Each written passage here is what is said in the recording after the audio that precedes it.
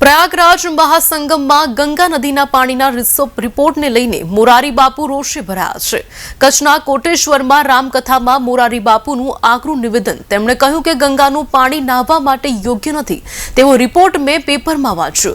પ્રયાગરાજ મહાસંગમમાં ગંગા સ્નાન ચાલી રહ્યું છે, એની વચ્ચે ગંગા નદીના પાણીનો રિપોર્ટ આપવાની જરૂર નથી.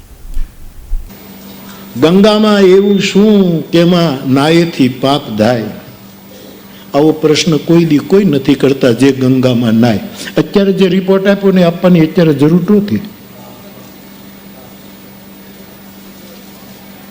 આજ હવા મહિને આ રિપોર્ટ તમારે આપવાની કાંઈ જરૂર નથી કે ગંગાનું પાણી નાવા યોગ્ય નથી.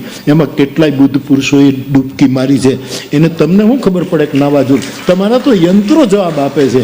કોઈના મંત્રો એમાં પ્રવેશ્યા હશે, એનું શું હશે? લાખો કરોડો લોકોના શ્રદ્ધાનો આ વિષય છે. કાલે મેં અખબારમાં વાંચ્યું કે એવો રિપોર્ટ આવ્યો છે. મારે એમ તો આપણે વિરોધ શું કરીએ, પણ આપણે વિનય તો કરીએ. અત્યારે આ સમયે જો આપવાની કોઈ જરૂર નથી, અને તમે આપો તો કોણ ધ્યાન દેશે? કોણ ધ્યાન?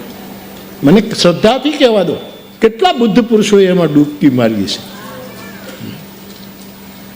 એણે એને નહીં પવિત્ર કર્યું હોય, અને એને કારણે 52, 53, 55 કરોડ લોકો નાહી ચૂક્યા છે.